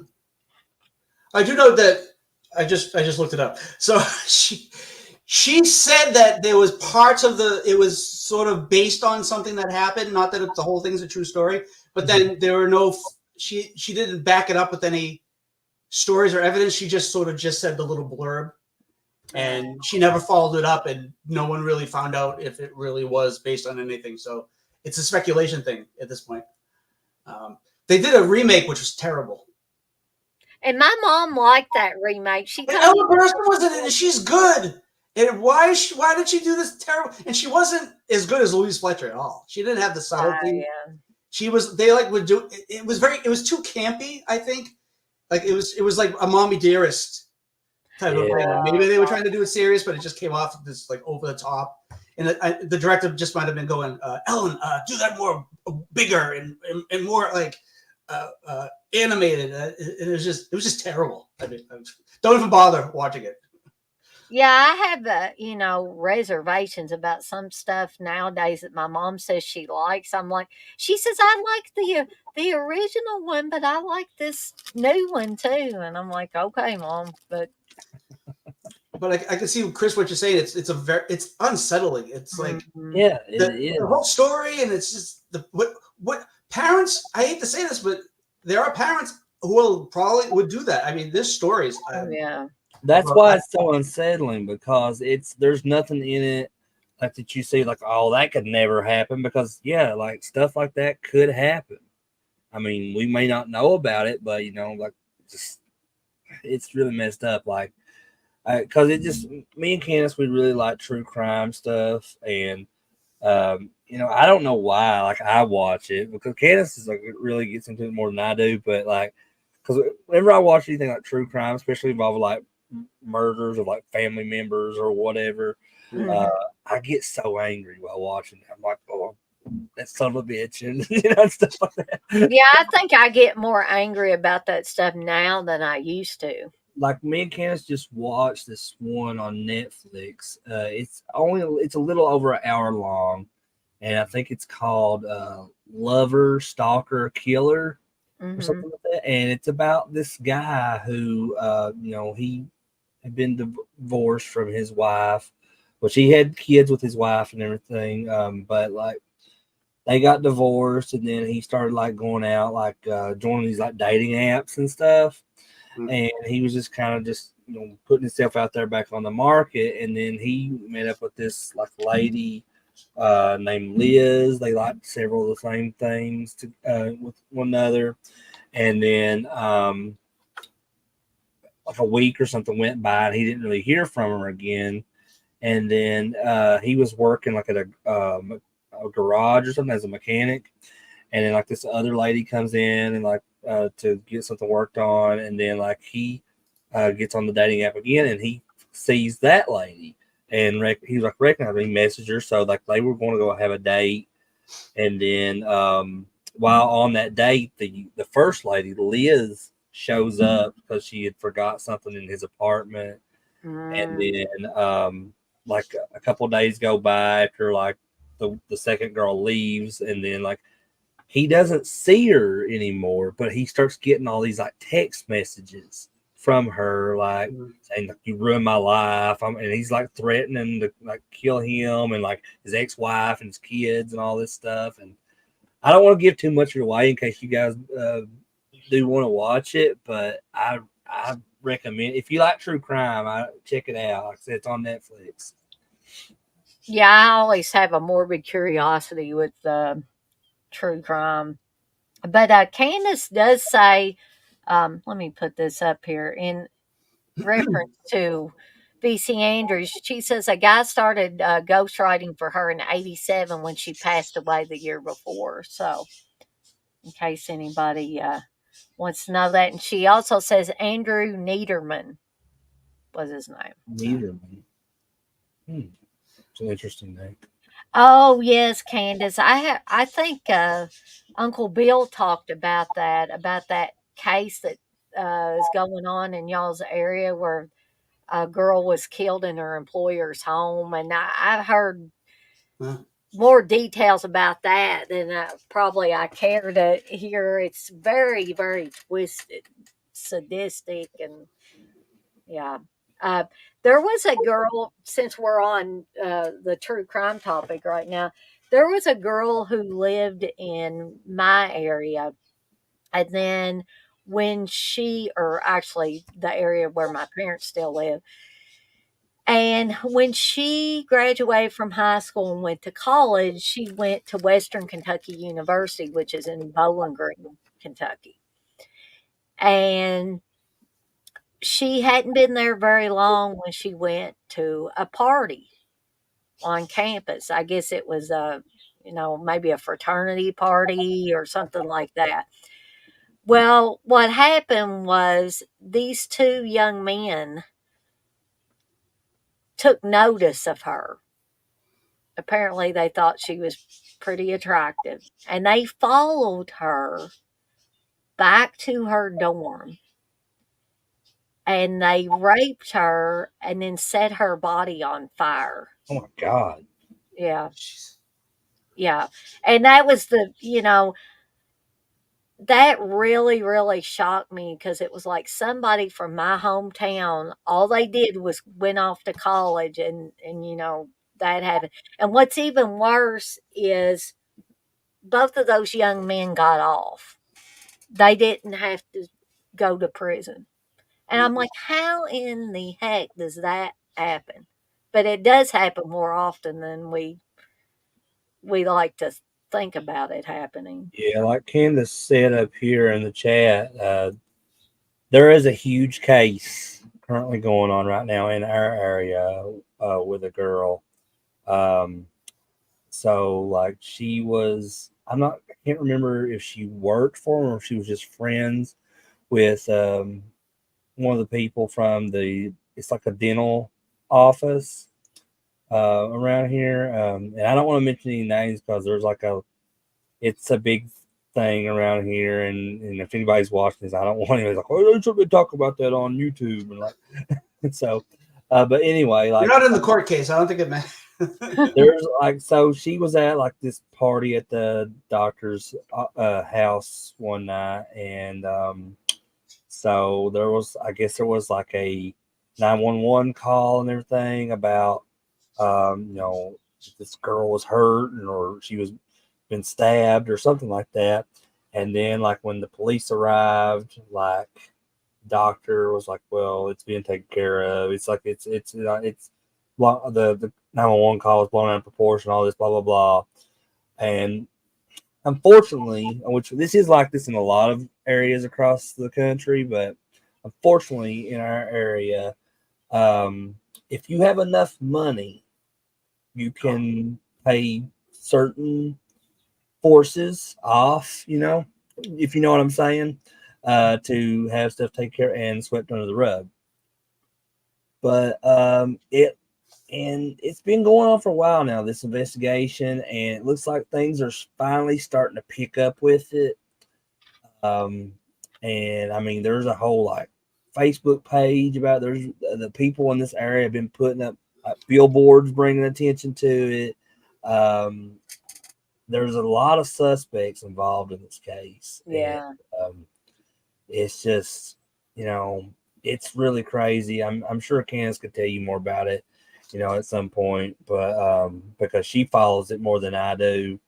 But it's I really hope something gets resolved with all this because, especially I hate when any kind of like case like that just gets unresolved and it'll go on for years and nothing else comes out of it. Mhm. And I think that's kind of one of the things that really intrigues me about true crime, even though like sometimes when I'm watching it, it makes me angry, but it should make you angry. I mean, especially in those types of If you're normal, it should make you angry. That's all I'll say about it. But Candace does say there's a lot of people involved in the case, including 911 people, which Mhm. is, ugh, that's. But Candace did say the girl's name. I mean, you can basically, if you want, you can go and Google her. Her name is Amber Spradlin. And there's a lot of stuff that you'll find. So, yeah. But I guess we'll try to tie this up if that's okay with Chris and TJ. But I do want to give each of you an opportunity to, if there's anything that's in the works, anything you want to promote. TJ, I'll go with you. Anything you want to put out there? I have nothing that's going to be worth talking about in the near distant future. So I keep trying to do stuff and I keep distracting myself and going, oh, I should have, oh, no, I can do something else. Sorry. What? Who? What? I think that happens to all of us. But yeah, I'm good. Okay. Chris, you want to, talk about anything upcoming or promote anything? I know Chris and Candace are, they're taking off and running with this. They're not really doing live streams per se, but they're still contributing to the YouTube community and I get. Are y'all on Spotify or Yeah, what? we're on both Spotify and YouTube, Death by Stereo podcast. So we'll be recording our 2 weekly shows tomorrow night, and they'll be up on the channel on Friday at some point. I think she usually puts the video dead one up first, which it usually shows up on YouTube around like 11 a.m. on Fridays, and then 4 p.m. on Fridays the Terror Vision series will be up. And no, we're not doing any live streams as of right now, but that doesn't mean that we won't at some Right. point.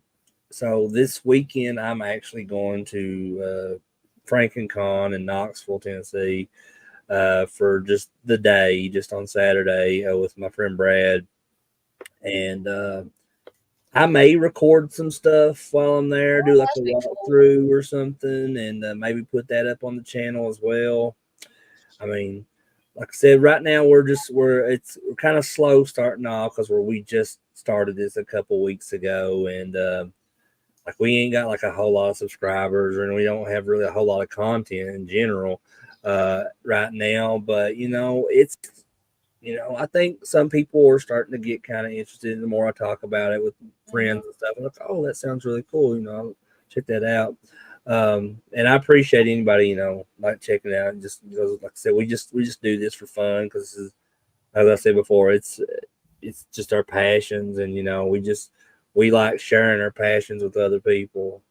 Yeah, and I think that's the most important thing that you can do with a channel on YouTube or otherwise, is to share your passions for things and maybe, I've seen it happen with stuff that I brought up. Hey, Dana, I never heard of that movie or whatever, and now I'm going to go watch it because you talked about it. And the end result may be that they hate it, but at least me talking about it got them curious enough to check it out in any event, even if they do hate it.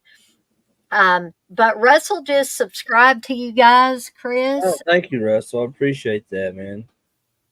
And Blissful is really good about promoting everybody. Yeah. Blissful is Wow. a promoting machine. Yeah, I really appreciate her doing that too. Thank you so much. I really appreciate that. But I did want to mention one other thing. I know it's kind of backtracking because it's been a while since he was talking about it. But TJ, I appreciate you bringing up Burnt Offerings, man, because I only watched that for the first time not that long ago. Yeah. Because Candace asked me about it because she had seen it several times, I guess, since she was a kid. And she's like, "Have you ever seen that movie Burnt Offerings?" I was like, "No." She's like, "Oh my gosh." She's like, "Are you serious?" She's like, you gotta watch it." So we sit down and watched it, and yeah, that entire movie is fantastic. It's one of those films. Like, I'm not sure who directed that one. Dan Curtis. But, who was it? Dan Curtis. Dean Curtis. Okay. Yeah, he did Trilogy of Terror, the TV movie.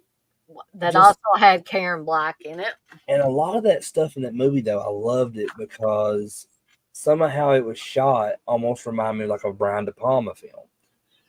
And I don't know if you can see it. Maybe I'm the only one that sees that, but no, I think that's interesting because Brian De Palma, you know, he has very like kind of signature like camera angles and different stuff he does in his films, like the whole circling around the room and stuff like that. And there's not really anything much like that in Burnt Offerings, but there's still like kind of like those angles that kind of remind you of those shots that he would use. But I really love Karen Black in Burnt Offerings, and I've really not ever seen anything with her that I didn't like. Because she has that little bit of a part in House of a Thousand Corpses. I even thought she was awesome in that. But yeah, I'm really glad you brought that one up because it's one I definitely want to rewatch again sometime in the near future. And Blissful says that would be a cool panel discussion, Burnt Offerings. And I completely agree with that. It would give it, as if I need an excuse, but it would give me another excuse to watch Burnt Offerings again if we did one of those. And the DVD has a commentary with Karen Black and I think the writer, I think so, yeah. That's the only version I have of it. Is there an upgrade to Burnt Offerings? I don't think they've got. I don't think they've definitely not done a 4K. I mean, it was filmed on film, but I don't think there's a Blu-ray. At least I don't own it. I don't think I even have a physical copy of it. We watched it on like Tubi or one of those streaming services. So, yeah, but it's one I would definitely like to get for my physical copy collection. And I was actually watching High Fidelity a little bit earlier because we had that discussion on High Fidelity, and I was like, I want to get my Blu-ray out and watch that again because I just absolutely love it. I had a discussion with my friend not long ago about Jack Black, and you know Jack Black's in High Fidelity as John Cusack's buddy who works at the record store. So a lot of early Jack Black roles were kind of like, you know, some were serious and some like he didn't really have a big part in. But once Jack Black started getting really popular in movies and stuff, and he was doing like one movie after another, he kind of plays kind of the same like goofy type character, like, you know, he has his own little signature things he does in films. And I was discussing this with my friend. I said, you know, a lot of Jack Black's mannerisms remind me of Chris Farley, and I wonder if he does, because he didn't really do any of that stuff in his early stuff. And at that time during his early stuff, I believe Chris Farley was still alive. So I said, do you think that he's like doing that as like a tribute to Chris Farley? And if he is, that's great. But Yeah. the thing I thought it was, if Chris Farley was still alive, what would where would Jack Black be? Would he be doing that stuff still? I mean, would he have as many like roles as he was getting, because he kind of became the new Chris Farley? And if would they have worked together? There's a lot of stuff like that I kind of think about, because I'm big fans of both of those guys. Candace says she's in love with Jack Black. I know she is. And Blissful says, I'm not a Jack Black fan. I'll go to the corner now. That's okay, Blissful. We're not going to, get on. I mean, not everybody's going to be a fan of people that you're a fan of. But me and Candace did watch a movie with Jack Black not long ago. It's him and I believe Ben Stiller, and it's called Envy. And that has to be one of the funniest movies that I've watched with Jack Black, which I love Ben Stiller too, but Jack Black's character really makes that movie. If you've never seen that, I'll have to watch that one. I hadn't seen that one. But I guess we'll tie things up. I think this was a great first episode of Apples and Oranges, and if Mayor's still in here, I want to thank him again, because I like to give credit where credit is due. I don't think of these ideas in a vacuum, folks. Sometimes somebody will say something, just like the mayor said, you should have an Apples and Oranges show where it's kind of like a debate show on different things. And a little light bulb went off in my brain. Ding! I was like, yeah, I want to do that. I think that sounds really cool. But what the hell, Dana? Why?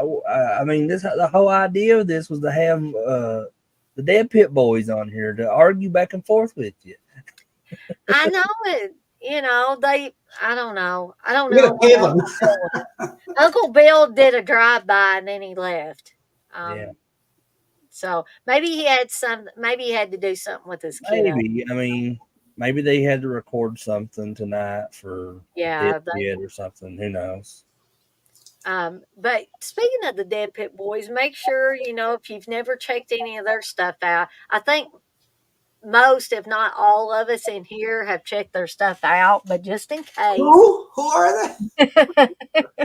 Yeah, go watch that wedding video of me and Candace. There you go. And then after you watch that one, watch that old Christmas video from the vaults, like Dead Pit from the vaults. 2007 or during their Patreon to see Dana get drunk out of her mind.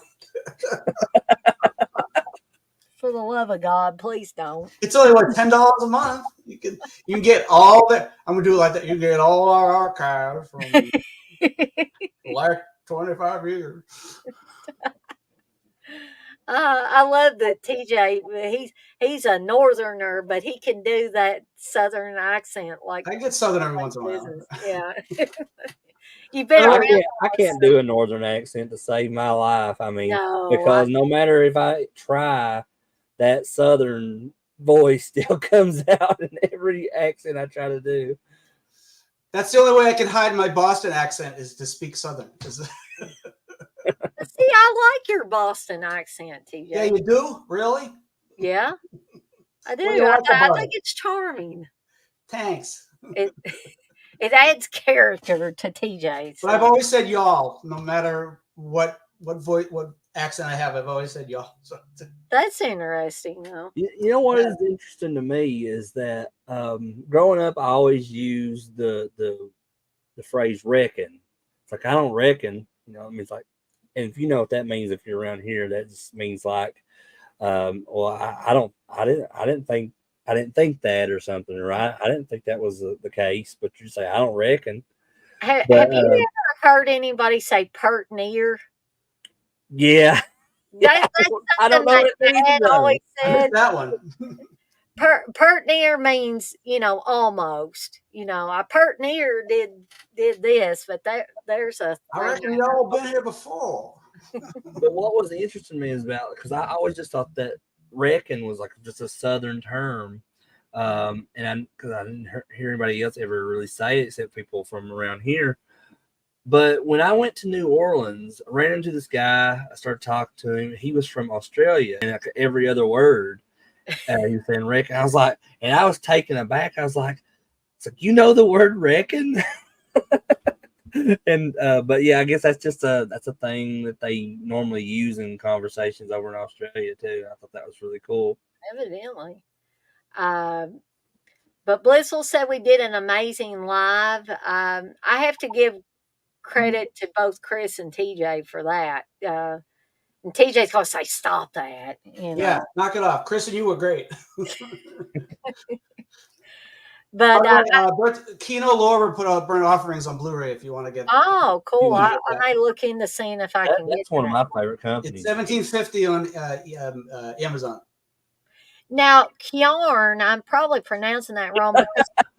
I hate that word. I heard the Dead Pit Boys mention that, especially CK. I had never heard that word before. Nastier and Kjarn. Yeah, I hate it. Oh man. But Blissful, thank you again for saying we did an amazing live. I'm glad that everybody seemed to enjoy this first or debut episode of Apples and Oranges. There's more to come. I don't know if I shocked TJ by saying, hey, we're going to do something different, because I think I had talked about doing like another television series or something like that while we waited for more Creepshow episodes. But this is good to change it up a little bit and have something in the in-between times. And oh my gosh, this room is plum carny. Anna says that's disgusting, basically. Yeah, that's pretty much what it means. Yeah. I reckon. What show are you guys going to do next after you finish Creepshow? I can't even remember. Didn't we toss around a few ideas, TJ? Somebody brought up Ash versus Evil Dead in the chat. That'd be a cool one, but I think you guys should do like Erie, Indiana, or something. I have Erie, Indiana. I love Erie. Something that's not like 50 seasons or something like that. Yeah. Yeah, Erie, Indiana is just like 19 episodes, so that would be a quick one. I ain't sitting through Lost again. We're not going to do that show. Oh God. No. Oh man. But we will come up with something, but I promise that I'm going to try to do another one of these next Wednesday starting at 8 p.m. Eastern time. It will be, are you hearing me, Uncle Bill? I hope you're hearing me. Or if you watch this on the replay, I hope you hear this. I'm doing Stanley Kubrick's The Shining versus Mick Garris's Shining miniseries. So y'all be sure to tune in to that. And if anybody wants to join me on here to discuss it, please let me know and I will make sure I get the link to you. Are we going to get a definite answer of which one you like better during that stream? No. You gotta tune in. You gotta tune in to find out. I can predict no. She will not give a straight answer. Oh, by the way, someone should bring a mallet and test it out and see how it works. Oh, A croquet mallet, and they're gonna use it on me if I don't get it. And see how it affects you, and see what happens. Somebody's gonna show up on my doorstep with a croquet mallet, and they're gonna say, "All right, Dana, I'm gonna beat you to death if you don't tell me." No strangers, only people that you know. It's not no strangers. Those strangers are allowed to do that. But anyway, I want to thank Chris and TJ for being on here with me tonight. Absolutely. We've been on here just shy of 2 hours. We did talk about Evil Dead 2013, but as always, we had a lot of fun after that talking about different things. Yeah, we always go off the beaten path when it comes to that. John's in here. He says, I just got here, but all I got to input is Ash versus Evil Dead. Y'all need to cover it. Well, awesome. He's the one that mentioned it the last time. It was him. Yeah, I'm pretty sure John did. Yeah. What's up, John? You said you never watched Supernatural either, have you? But that's a lot. It's like 15 seasons. I've seen an episode or two. My cousin Heather always loved Supernatural. Yeah, I would love to hear your take on that if you actually got into watching a lot of the series, because that's probably one of my top 5 favorite shows of all time. I mean, the couple of episodes that I saw, I really liked. Yeah, I liked it for a couple of seasons, and I was like, why are you killing off all the great characters? Meanwhile, the goddamn brothers keep coming back to life every 20 episodes. Like, what the hell? Well, keep watching it, TJ. No, I quit. There you go. I quit. I'm not going to go back and watch them. TJ says, "To hell with that." I might cheat watch them. I might look up all the synopsises on Wikipedia and just go read those instead of actually, and then watch some clips if I really feel like watching the thing. But I'm not going to watch all 15 seasons. Forget that. John says Supernatural is tremendous until season 5. Maybe my favorite show pre-season. That's when they were supposed to originally ended the series, was after season 5. Mm-hmm. But money talks, of course, so they just had to keep it going. But I mean, I appreciate the whole series, really do. Like season 7 is actually my favorite season of the whole show. Wow. So. I'll just say this: money does talk, but sometimes I wish money would shut up. For sure. In some cases, I'm watching Fallout now, so I'm getting into that. I don't have time for anything else. Yeah, Steve's been watching Fallout. I already saw a spoiler, which I got so pissed off at. I'm like, goddamn TikTok! It heard I watched this. It heard me talk about it, and then it started playing clips of stuff I haven't seen. And I got Abigail spoiled for me. And I'm like, I want to see the movie. I don't want the damn scene spoiled. Steve got a copy of that. He said we're going to watch it this week. I didn't even know it came out on digital to stream. I was like, damn it. Yeah, Steve probably got it a way he shouldn't have. I don't tell you the spoilers I saw, but it just annoyed me. I'm like, I'm blocking TikTok now. I'm not going to pay attention to it. You're going to take a break from TikTok? Yeah, until I watch the movies. But I also want to thank everybody that was in here for the chat tonight. We had a very active chat. There were quite a few people in here. And, but I missed something that they were talking. Candace and Blissful were talking about was funny. Oh, they were talking about a scene in one of the Supernatural episodes, and I can't really explain it, but I know what they're talking about. But it's because I would have to give you a whole synopsis of why this scene. Were they basically hoping to see a man naked in it, or it's a scene involving Jensen Ackles, which is his character's name is Dean Winchester. Yeah, and that's one of the things why I appreciate that show a lot too, is because it has a lot of comedy involved as well. And Candace is telling me to look it up. Well, I'll have to look that up. Okay, so I'm gonna get off of here, and I'm gonna watch that, and I'm also gonna get me something as a snack to eat and take care of a couple of things, and maybe finish watching High Fidelity before I go to sleep. So yes, send me the clip. I would like to see that. I won't be disappointed, Candace. All right, so I'm very intrigued by this. I think after we get off of here, I think I'm gonna go in there and start Salem's Lot.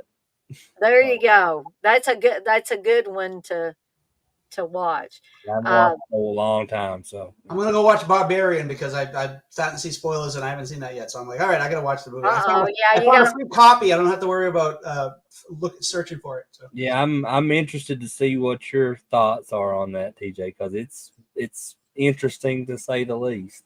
Yeah, I heard somebody start talking about it on YouTube, and I was like, no, I got to see this movie. And I looked for it, and I was like, oh, it's on Daily Motion. Yeah, don't let anything get spoiled for you for that movie. Yeah. I'm going to watch it tonight. I don't trust the internet. No, that's one area where the internet is bad. It's bad. Them evil son of a bitches, that internet. Yeah, that I just wanted to say, because that reminds me, before I was going to go watch Star Wars: The Force Awakens in theaters, and on the same day, I just got on Facebook before I left to go to the theater, and the biggest part towards in the end of that film was just blasted all over Facebook. Oh man! Of course, terrible. Well, in Smile, the best scare is spoiled in the trailer with have you guys seen Smile? Yeah. When when she goes to visit her sister and then her sister walks out, that scene, I'm like, that's in the trailer. It would have been a good scene. That would have been the best scene in the movie, but no. They do that so much now. They give Yeah. so much away in the I trailer. stay away Most from of any the horror time movie they have trailers. the ending in trailers. Yeah, I'm I like, don't trust why do horror they trailers. do that? That's so ridiculous. No, I refuse. Unless it's like Beetlejuice, like I don't. There's not much that could be spoiled. It doesn't matter if it's not a mystery or anything like that. But trailers are just. They used to be spoilers back in the day, but I don't know if you just didn't pay attention to them as much. But now it's just like every good scene is in the trailer, and it's like, Right. why would you? I know you're trying to get people to see the movie, but it ruins By spoiling it for them. And it's not like they just show like a quick. They like show the lead up, so you can see where it's coming when you're watching it in the movie. It's like, oh, I already saw this in the trailer. It's not going to scare me, and it usually doesn't. So I mean, it's like, anyway. So we're gonna get out of here for now, but this has fast become my new tagline, evidently. But I want to remind everybody to be kind to one another and blaze that trail. And we're out of here for the night, and we'll see everybody next time. So, bye, everybody. Everybody. Bye, y'all.